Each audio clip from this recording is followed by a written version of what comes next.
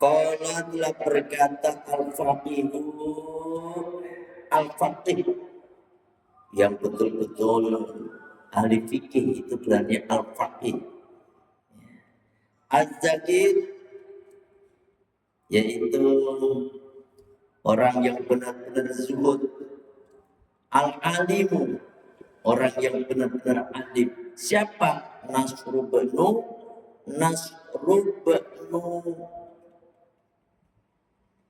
Muhammad bin Ibrahim As-Samarqandi.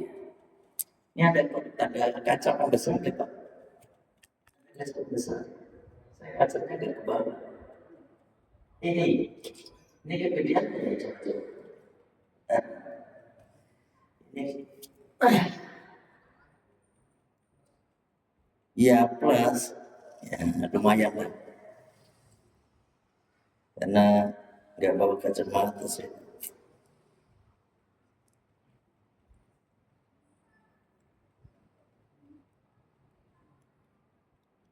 Qala al-faqih az-zahid al-alim Nasrubnu Muhammad ibnu Ibrahim As-Samarqandi telah berkata beliau Syekh Nasr bin Muhammad bin Ibrahim As-Samarqandi radhiyallahu anhu wa ardhahum, semoga Allah meridai mereka semuanya. Ani sesungguhnya aku lama itu ketika aku melihat al-wajib perkara yang wajib alaman pada orang, alaman rozaqah yang telah memberikan rizki pada itu orang Allah oleh Allah Ta'ala al-ma'rifata pada makrifat fil adabi di dalam adab wal hadar dan mendapatkan bagian fil ilmi dalam ilmu wa nadhara dan mendapatkan apa dan memperhatikan fil ikami di dalam hukum-hukum wal mau'idhati dan mau'idhah. Jadi kata Syekh Nasr bin Muhammad Ibrahim As-Samarqandi ini Pak, bahwasanya ketika aku melihat perkara wajib atas siapa? Atas orang-orang yang dikasih rizki oleh Allah. Apa itu bentuknya rizki? Ma'rifatullah. Ma'rifatullah itu orang yang kenal dengan Allah. Atau biasanya disebut arif billah. Ya kan? Arif billah, orang yang kenal dengan Allah. Wal hadha fil ilmi, dan mendapatkan bagian ilmu. Yakni mendapatkan kepahaman ilmu, oleh Allah dikasih ilmu. Wan nadhara dan iman. Mana tadi? Wan nadhara fil ikami, dan aku melihat wan nadhara dan melihat fil ikami di dalam hukum-hukum wal mau'idhati dan wal mawaidi dan beberapa mau'idhah wal wuqufah dan beberapa ini tapi agak pusing dan dipakai gak kelihatan karena nggak apa namanya banyak terlalu gede ini. Ala sayri sholihin, dan menetapi atau mengikuti jalannya orang-orang soleh. Wajtihatil mujtahidin, dan berijtihadnya orang-orang yang mujtahid fi dzatillahi, pada zatnya Allah Ta'ala subhanahu wa ta'ala, bima, dengan perkara natoko yang telah memfirmakan pada perkara itu kitabullah, kitab Allah Ta'ala, ud'u ila sabili rabbika bil hikmati wal mau'izatil hasanah wajadilhum billati hiya ahsan. Jadi ini masih pembukaan Pak, masih pembukaan. Intinya Syekh Nasr bin Muhammad ini, Syekh Nasr bin Muhammad ini merasa diri beliau itu mendapatkan anugerah yang begitu besar yakni anugerah ilmu, anugerah ma'rifatullah, dan masih banyak anugerah-anugerah yang lain. Dan begitu juga beliau melihat begitu pentingnya hukum-hukum Allah, hikmah-hikmah, apa mau itu, gitu. Atas jalannya orang-orang saleh tadi, maka serta apa? Istihadnya orang-orang yang beristihad tidak nilai dalam.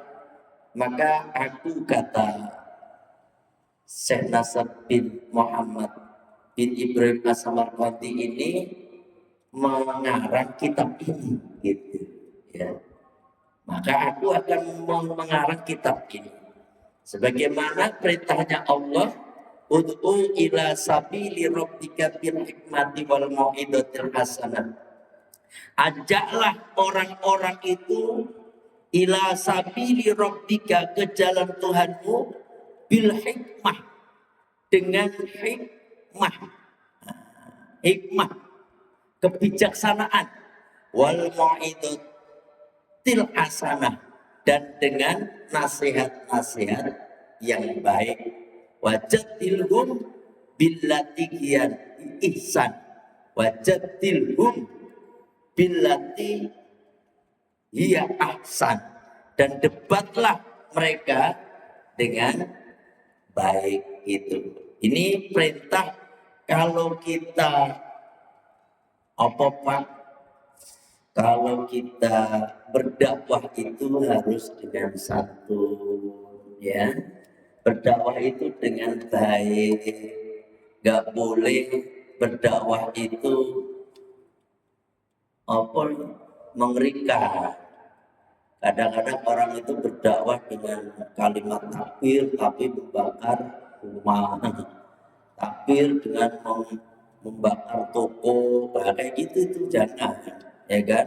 Tapi dengan hikmah, berdakwah itu dengan bijaksana dan nasihat-nasihat yang baik.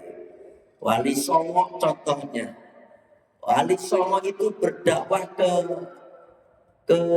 tanah Jawa ini, habil khususnya tanah Jawa, umumnya ya Indonesia ini dengan santun. Sunan Kalijaga berdakwah dengan wayangnya, ya kan? Sunan Bonang berdakwah dengan bonangnya. Bonang itu gamelan itu loh Pak, yang penuh-penuh itu kan ada cengker, ada yang kecil, ada yang itu bonang. Tapi kalau Sunan Bonang yang menabuhnya, itu semua orang akan terkesima. Orang itu akan datang, ya kan? Kemudian mereka dikasih aturan.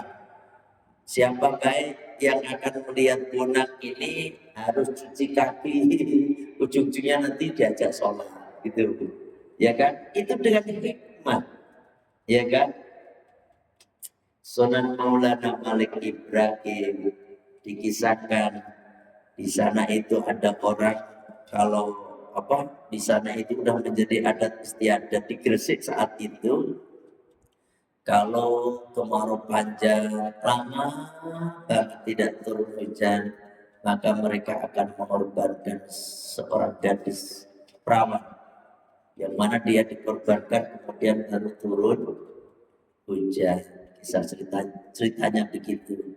Suatu saat ada orang yang anaknya mau diambil, ya, oleh raja itu saat itu, untuk dikorbankan sebagai tumbal biar bisa turun hujan ceritanya, ya. Akhirnya bapaknya ketakutan, ya kan, takluklah kepada Syekh Maulana Malik Ibrahim. Ketika lapor, kemudian Sunan Maulana Ibrahim pun mendatangi raja itu beserta rakyat yang udah pada ngumpul. Kata beliau, bukan begitu caranya minta hujan. Nih lihat nih saya dengan santri saya, gitu. Beliau kemudian sholat istisqa, baru sholat belum udah selesai hujan terus. Sehingga mereka semuanya, "Oh, kok bisa ya? Kok bisa?" Sehingga mereka terkesima dengan apa yang dilakukan oleh Kanjeng Sunan Maulana Malik Ibrahim, sehingga mereka pun ikut sholat. Kata kata Sunan Maulana Malik Ibrahim, kalau kamu pengen apa dikehendaki apa yang kamu hajatkan, maka sholatlah seperti saya gitu. Akhirnya mereka sholat. Itulah cara-cara sunnah para wali-wali Allah yang berdakwah di Pulau Jawa ini. Ya, semuanya pada tahu dulu Indonesia ini agamanya mayoritas Hindu dan Buddha. Ya, terbukti dengan bangunan Borobudur, dengan terbukti dengan Candi Borobudur, terbukti dengan Candi Prambanan. Itu dulu besar Pak kita ini. Tetapi dengan dakwahnya para sunan wali songo ke tanah Jawa ini, yang tadinya hampir semuanya Hindu dan Buddha, mereka kemudian memeluk agama Islam. Itu karena apa? Dakwahnya dengan santun, dakwahnya tidak dengan kekerasan. Apalagi kalau berdakwah dengan kata-kata syirik, neraka, kafir, aneh, ya kan? Susah Pak. Kalau zaman dulu para pendakwah wali songo itu mengislamkan orang. Kalau orang sekarang mengkafirkan orang, ngeri. Kan banyak kan orang itu dikit-dikit yang gak sesuai dengan akidah mereka, dianggapnya kafir. Orang ziarah dianggap syirik, kan begitu kan? Mereka itu zaman-zaman sekarang ini, ya Allah, baca tahlilan itu bid'ah. Aneh ini coba kalau yang dakwah di awal-awal Islam di Indonesia itu mereka yakin Pak kagak ada yang memeluk Islam. Dulu ada kenduren, mereka mengaturkan kepada roh-roh, para arwah, ya kan segala macam. Istilahnya kan animisme dulu, percaya dengan adanya roh jahat, roh ini. Sehingga kenduren itu sama Kanjeng wali songo terutama Sunan Kalijaga biarin, ya kan? Tetapi diganti dengan doa, ya kan? Itulah, itu dakwah dengan baik itu seperti itu. Ud'u ila sabili rabbika bil hikmati wal mau'izatil hasanah. Gitu. Wa bima dengan keterangan waradat yang telah datang pada itu keterangan as-sunnah itu sunnah. Dan begitu juga dengan keterangan sunnah. Wa adapun hadis ya ruwiyah yang diriwayatkan an Abdullah bin Mas'ud radhiyallahu an, dari sahabat Abdullah bin Mas'ud radhiyallahu an, anahu bahwasanya Abdullah bin Mas'ud qala beliau berkata, kana Nabi sallallahu alaihi wasallam, adalah kanjeng Nabi sallallahu alaihi wasallam, ya ta'awwaluna, gonta-ganti kepada kami, ya kan? Gonta-ganti itu bil mau'idhati, dengan mau'idhah asanan, kadang-kadang mukhafata, karena khawatir mukhafata samati, khawatir akan bosan alaina atas kami. Kanjeng Nabi itu dakwahnya beliau jarang kadang-kadang, terus gantian menurut yang disukai oleh sahabat. Takut apa? Takut bosan. Makanya ngaji itu jangan lama-lama. Saya ngaji di mana-mana itu 1 jam Pak. Mau acara maulid, rojaban. Kemarin saya malam Senin kemarin diundang isi santunan yatim piatu di Cikarang Utara. Kata yang punya bilang, kata Kiai Isan bilang, oke. Saya nanya, Kiai ini selesainya kapan? Sampai jam berapa? Kata beliau, wah, kalau di sini bebas Kiai sampai jam 1 aja ya. Oh, begitu jam 1. Enak aja. Saya mulai ceramah jam 11. Jam 11 katanya selesai jam 1. Oh, enggak, saya bilang 1 jam aja udah cukup. Maka jam 11 sampai jam 12 saya selesai. Pak, orang ceramah walaupun disukai, disenangin, ada bosannya. Betul apa benar nih? Ada bosannya, apalagi nggak senang. Jamaah nggak senang sama dia, itu perasaan. Jangankan 1 jam, 5 menit aja perasaan lamanya minta ampun. Itu makanya biar nggak bosan jamaah seperti itu. Ya kan 1 jam mentok, banyak-banyak. Kata siapa nih? Kata Abdullah bin Mas'ud. Abdullah bin Mas'ud itu adalah salah satu khodamnya Kanjeng Nabi, pembantunya Kanjeng Nabi yang senantiasa membawa siwaknya Kanjeng Nabi, membawa sendalnya Kanjeng Nabi, membawa segala perlengkapan Kanjeng Nabi, ya kan? Itu Abdullah bin Mas'ud, sehingga beliau tahu betul apa yang dilakukan oleh Kanjeng Nabi. Ya tahawwaluna bil mau'idati ahyana. Kanjeng Nabi itu gitu. Makanya nanti ini Pak, di dalam kitab apa namanya Tanbih Ghafil ini ada mau'idah hasanahnya, ada Al-Qur'annya, ada hadisnya, nanti diselingin dengan kisah-kisah biar nggak bosan orang teh. Gitu. Pak, ini baru pembukaan. Makanya belum ada kisahnya, mana kisahnya belum ada. Ini baru pembukaan. Ya kan, 2 hari ini sama yang kemarin sama sekarang masih bukan, ya kan.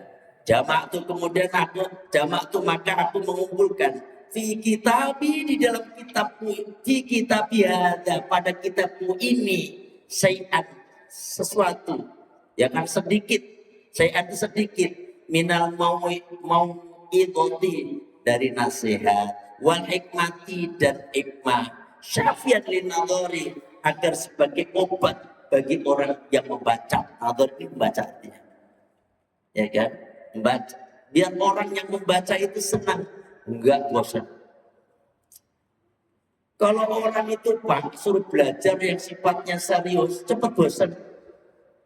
Betul apa benar? Tapi kalau sifatnya kisah, dulu ada yang namanya Wiro Sableng. Wiro Sableng, gurunya Sito Gendeng. Ya Allah, orang itu nonton, membaca itu sampai berjilid-jilid bukunya banyak. Saya punya teman Pak, waktu di pesantren, dia ngefan betul Wiro Sableng. Wiro Sableng. Itu di kamarnya, Masya Allah, komik apa namanya?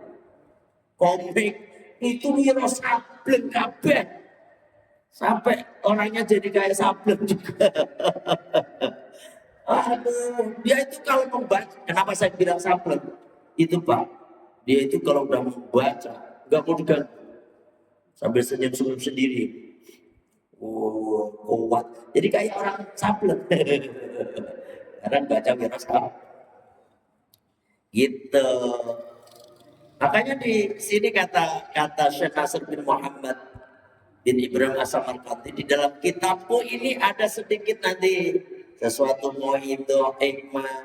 Jadi orang yang membaca itu dengan terobati, gitu. Ya kan?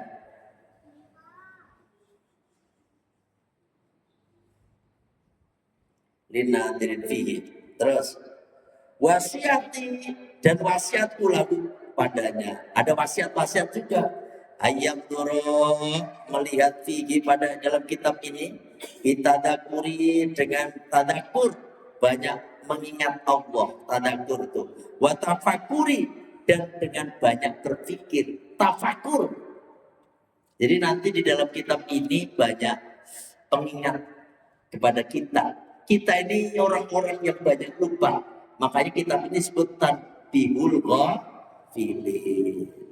Peringatan bagi orang-orang yang lupa kayak kita ini, ya kan? Makanya nanti dikasih biar pada ingat, biar pada berpikir dinafsihi pada dirinya awalan pertamanya. Summa bil ihtisabi, kemudian ihtisab mengharapkan pahala dari Allah. Bitakiri dengan mengingat li ghairi litat ya. Bitakuri dengan mengingatkan di ghairi pada yang lainnya. Nah, inilah ulama, Pak.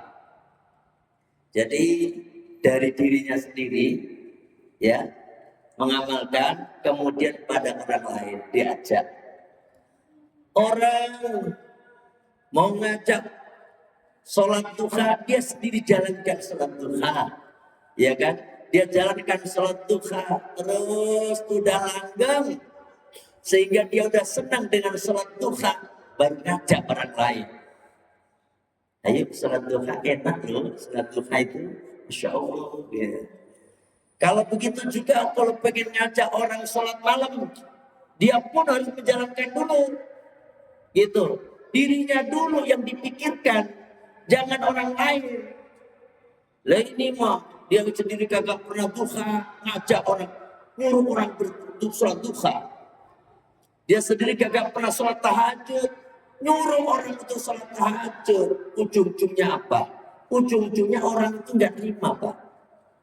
Hanya masuk telinga kanan, keluar telinga kanan lagi, mental berarti ya, mental gitu. Harus dari sendiri ya. Jadi ditadakuri lighairihi, ya kan?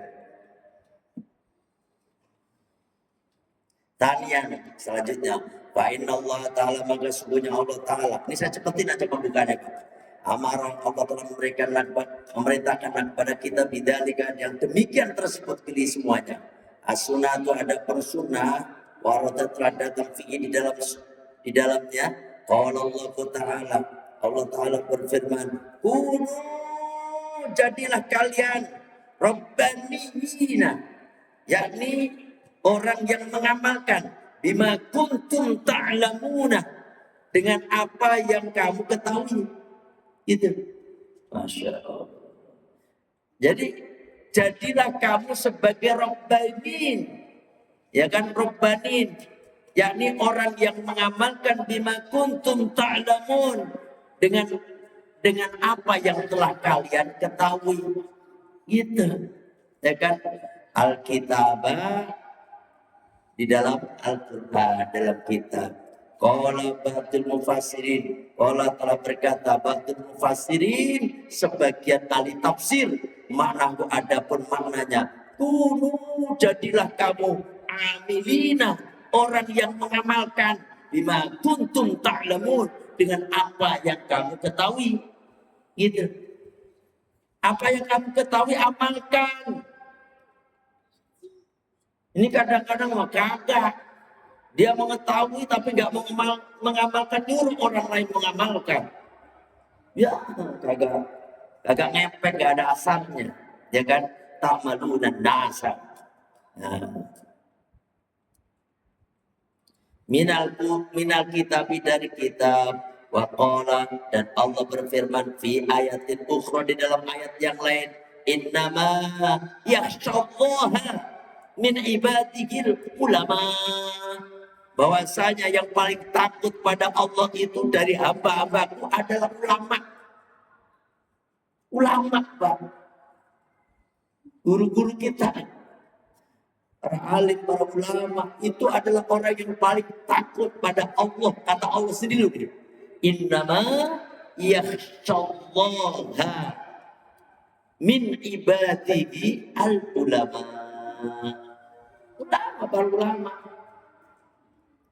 Wa qala lin Nabi sallallahu alaihi wasallam, dan Allah berfirman pada kadernya Nabi sallallahu alaihi wasallam wa ala alihi wasallam,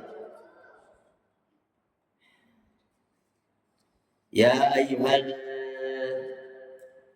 mudaththir, hai orang yang berselimut, kum, bangunlah, fa'adzir, dan berikanlah peringatan. Tuh. Ini menunjukkan orang itu kalau punya ilmu harus mengamalkan ilmunya. di samping untuk dirinya harus disampaikan kepada orang lain.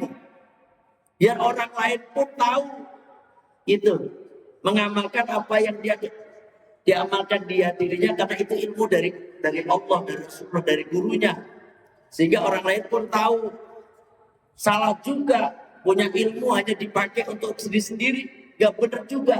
Tapi diamalkan. Tapi sebelum diamalkan harus dijalankan duluan. Dirinya harus menjalankan, ya kan? Bagaimana kata Allah, ya ayyuhal mudaththir, orang yang berselimut, kum, bangkitlah, bangunlah, fa'andzir, dan berikanlah peringatan. Gitu. Wa qala Allah Ta'ala, dan Allah Ta'ala berfirman di ayatin ukhra, di dalam ayat yang lain, wa dzakir fa inna dzikra tanfa'ul mu'minin. Allah, ya kan? Wa dzakir, berikanlah peringatan, ya kan? Artinya ini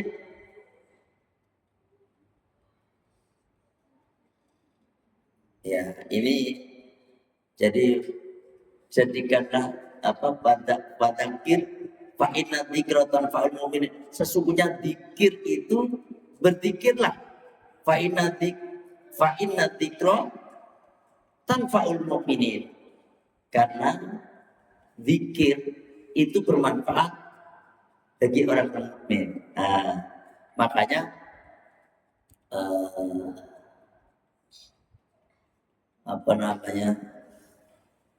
ini zikir di sini pengingatnya gini. Dzakara kan artinya berzikir, kan tidak ingat kepada Allah, ya kan? Nah, ini berzikirlah, berikanlah peringatan yang ingat, biar orang itu pada ingat gitu. Karena peringatan itu sangat bermanfaat bagi orang mukmin, gitu, ya kan? Fadzakir fa inna dzikra tanfa'ul mu'minin. Wa ruya, dan riwayatkan an Rasulillah sallallahu alaihi wasallam, dari Rasulullah sallallahu alaihi wasallam, annahu, bahwasanya Rasulullah sallallahu alaihi wasallam, beliau bersabda, ya kan? Tafakuru sa'atin, berpikir satu saat, 1 jam, khairun, itu lebih baik, min ibadati sanatin, daripada ibadah 1 tahun. Kata kajian Nabi ini, berpikir tentang kekuasaan Allah, sehingga timbul dalam hati Bapak itu, dalam diri Bapak itu mengagungkan Allah. Sampai misalnya melihat keindahan gunung yang menjulang, di situ ada sawah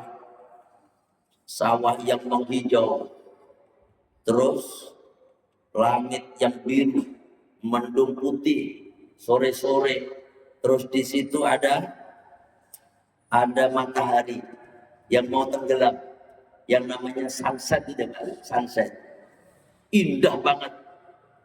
Sampai berpikir, Masya Allah, Subhanallah. Berpikir dengan ciptaan Allah, sehingga kita mengagungkan Allah.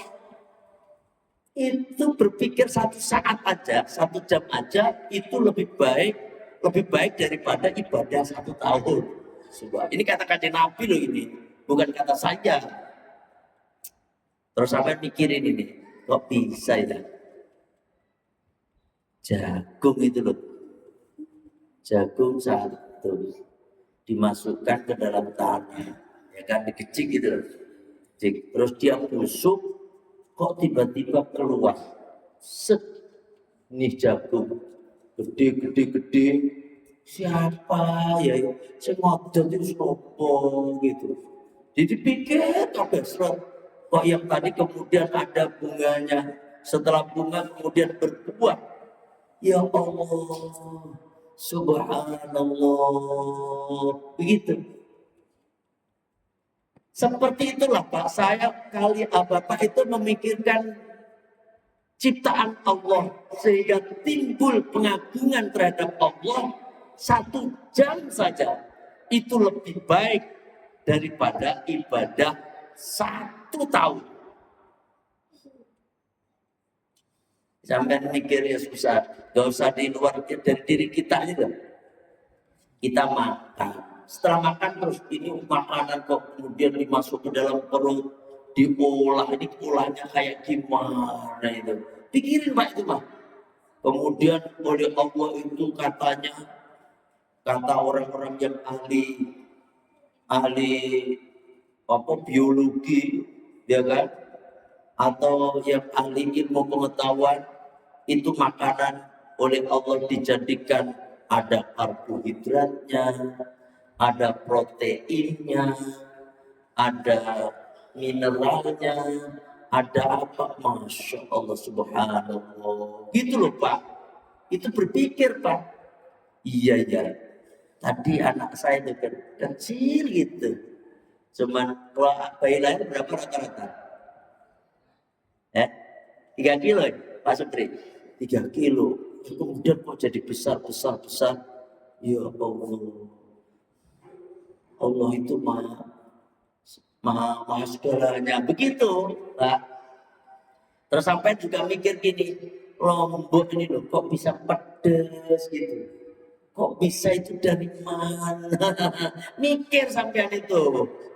Padahal air hujan itu sama, beres. Air hujan itu sama. Kok bisa turun di Tebu, kok jadi manis?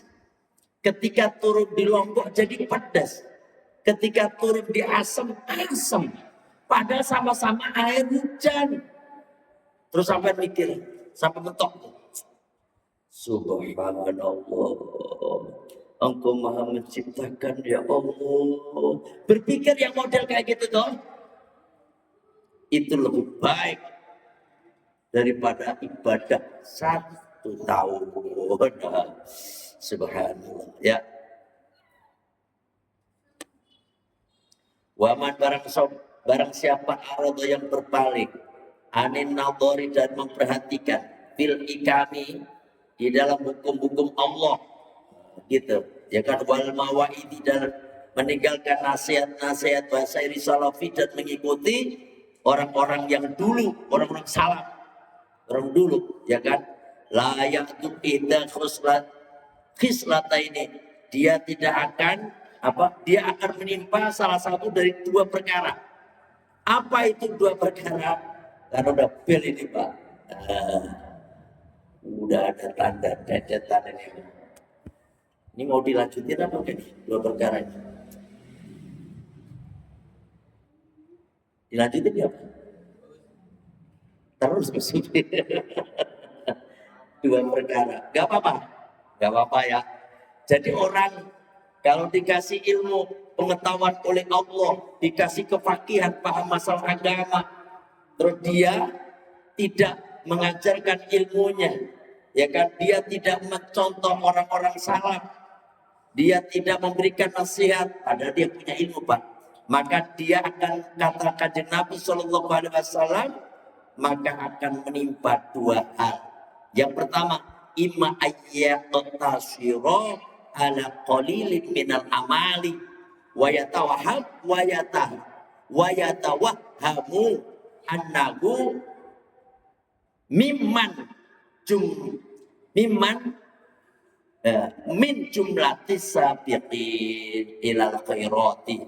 Yang pertama, orang itu ya Pak, orang kalau nggak mau belajar atau punya ilmu kok nggak mau mengamalkan, yang pertama dia akan merasa padahal amalnya sedikit, dia merasa amalnya itu udah banyak gitu.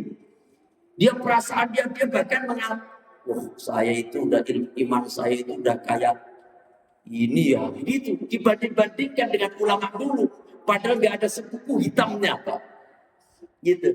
Perasaan itu satu azab dari Allah. Jadi kalau orang dikasih ilmu pengetahuan dia tidak mau menyampaikannya, maka dia punya perasaan begitu. Amalnya padahal sedikit, tapi dia menyangka bahwasanya amalnya udah banyak.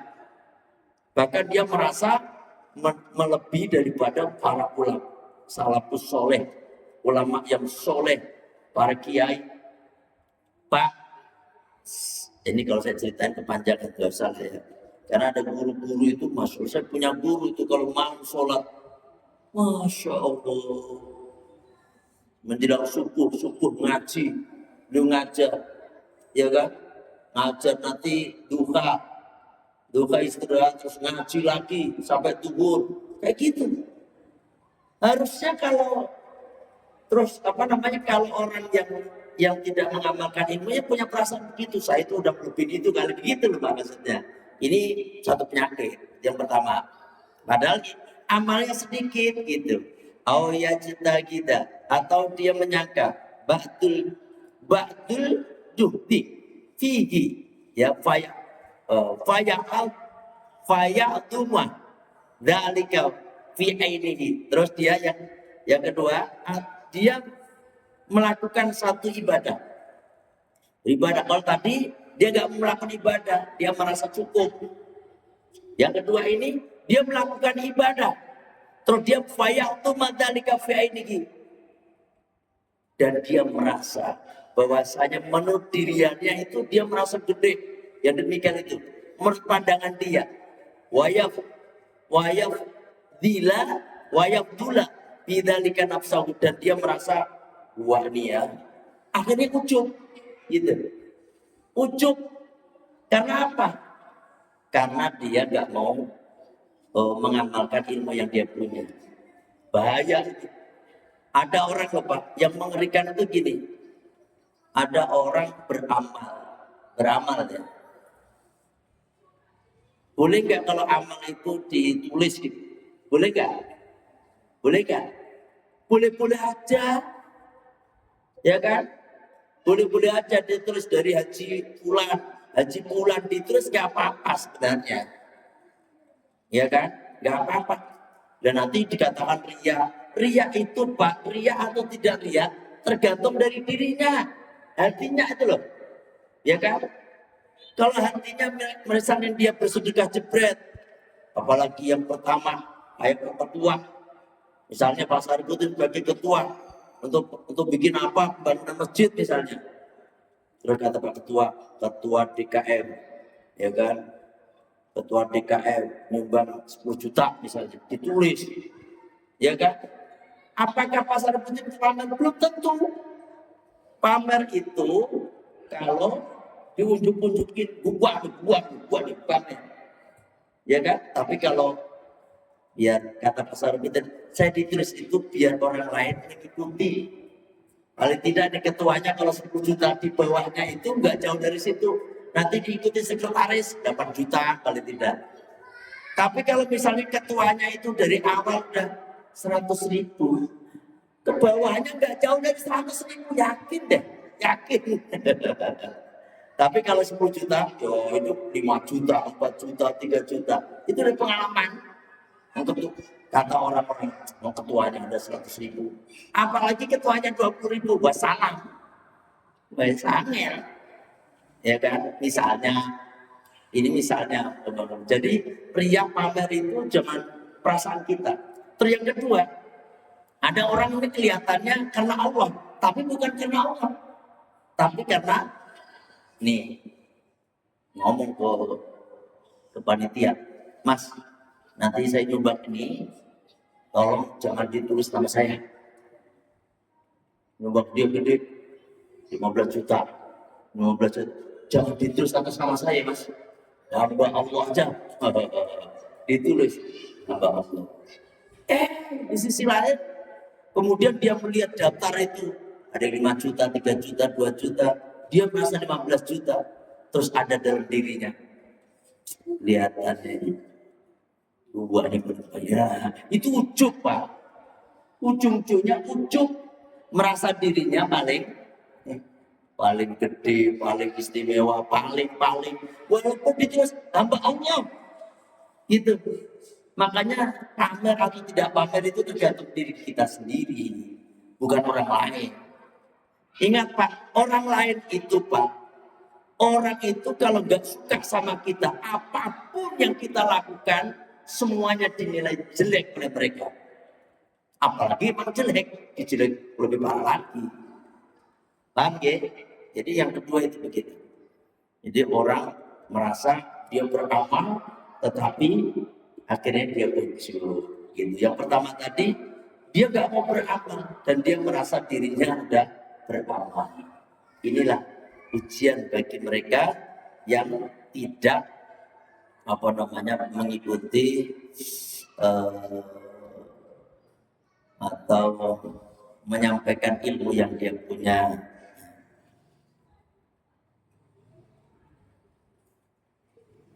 Sedikit lagi banyak ketika nafsu ala beri fayutilah maka fayab atau fayutilah maka akan batal bidzalika dengan sebab tersebut sayu usahanya, sehingga dengan perasaan seperti itu ujub kayak tadi, maka usaha yang dilakukan batal, tidak diterima. Wayuk mito dan akan dihapuskan amalnya pun dihapuskan oleh Allah.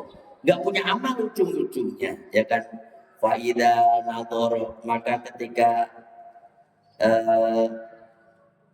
memperhatikan pihak pada pendapat tersebut isdada, maka semoga Allah memberikan tambahan, ya kan, isdada, tambahan, ya.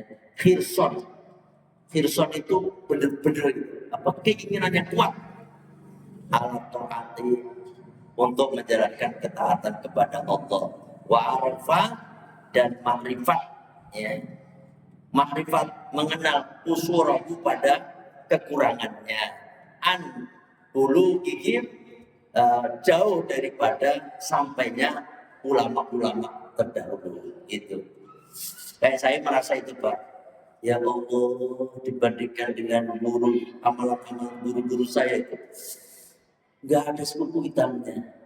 Itu apalagi kalau saya baca kitab itu, Masya Allah, ini mau saya baca gitu. Jadi orang itu semakin membuka kitab semakin bodoh, Pak, gitu. Semakin dia terus kitab semakin banyak kekurangan di situ. Sebaliknya, orang kalau udah gak pernah baca kitab, gak bisa baca misalnya, gak pernah ngaji, terus dia merasa dirinya itu udah paling bisa. Kalau orang merasa paling bisa, sebenarnya gak bisa, ya kan? Fidarajati, di dalam darajat. Fanas Allah, maka kami minta kepada Allah, memohon kepada Allah taufik di azkar amali, agar amal-amal kita bersih, ya kan, a'dhamil barakati, dan lebih-lebih mendapatkan besarnya keberkahan, ya kan. Anahu, bahwasanya Allah Ta'ala mananun, dan yang maha memberi, qadirun, dan yang maha kuasa. Insya Allah babul ikhlasi, insya Allah kita lanjutkan minggu depan, bab ikhlas, insya Allah, ya. Ini pembukaannya sudah selesai, ya kan, tadi hanya pembukaan. Semoga bapak-bapak dikasih umur panjang semuanya, sehat walafiat. Ya Allah, semoga Allah memberikan rezeki yang banyak, barokah pada bapak-bapak. Al-Fatihah. A'udzubillahi minasyaitonirrajim. Bismillahirrahmanirrahim.